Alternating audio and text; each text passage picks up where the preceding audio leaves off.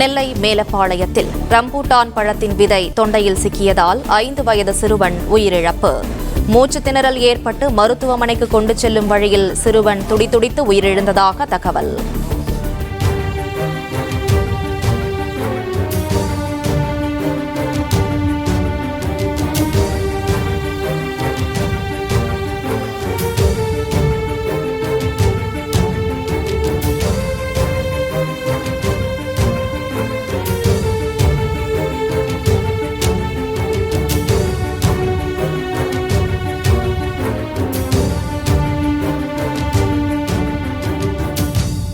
Play store மற்றும் app ஸ்டோரில் இருந்து பாலிமர் செயலியை QR கோடு மூலம் பதிவிறக்கம் செய்யுங்கள்.